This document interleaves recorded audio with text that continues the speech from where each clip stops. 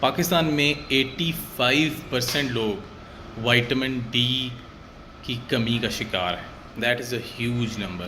اور vitamin D کی کمی انسان کو بہت نقصان پہنچا سکتی ہے. جنرلی اگر کمی ہو تو انسان کے پٹھے درد کر سکتے ہیں، ہڈیاں درد کر سکتی ہیں، امیون سسٹم جو قوت مدافعت ہے اس میں کمزوری آ سکتی ہے، بار بار انفیکشنز ہو سکتی ہیں، بال گر سکتے ہیں، اور بہت سارے اور نقصانات وائٹامن ڈی کی ڈیفیشنسی سے ہو سکتے ہیں. ایون کہ مایوسی جو ڈپریشن ہے وہ مائلڈ سٹیج کے اندر وائٹامن ڈی ڈیفیشنسی سے سٹارٹ ہو سکتی ہے.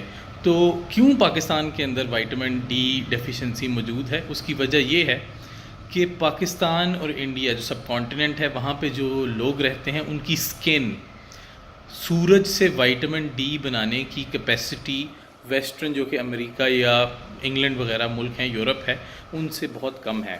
تو سکن ہماری وائٹامن ڈی ایبزارب نہیں کرتی، اور ڈائٹ کے اندر بھی ہماری وائٹامن ڈی کی کمی رہتی ہے، جس کی وجہ سے وائٹامن ڈی کی ڈیفیشنسی کریٹ ہوتی ہے. اگر آپ کو وہ سمٹمز وہ علامات آتی ہیں جو میں نے پہلے کہا، تو آپ وائٹامن ڈی کا اپنا بلڈ ٹیسٹ ضرور کرائیں، جس سے آپ کو پتہ چلے گا کہ آپ کی وائٹامن ڈی کم ہے کہ نہیں.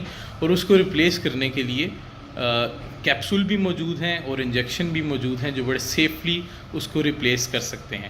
لیکن ایک چیز میں یہاں مینشن کرنا چاہوں گا کہ کئی لوگ بغیر ڈاکٹر کے کہے ہوئے وائٹامن ڈی کے کیپسول اور انجیکشن یوز کرتے رہتے ہیں. تو کئی دفعہ ایسا ہوتا ہے کہ وائٹامن ڈی کی زیادتی کی بیماری میں مبتلا ہو جاتے ہیں، جو کہ سملر علامات رکھتی ہے وائٹامن ڈی ڈیفیشنسی سے.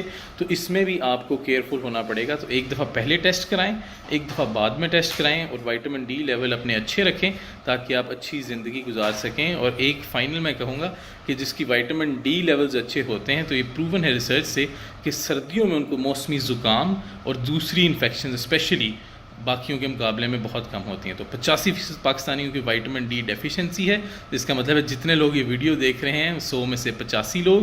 تو کافی الارمنگ سچویشن ہے، لیکن ہم اس کو ایزیلی ہینڈل کر سکتے ہیں. تو آپ کو ایجوکیٹ کرنا میرا مقصد تھا، اور اپنے ڈاکٹر کو کنسلٹ کریں اور اپنے vitamin D levels normal ranges میں رکھیں.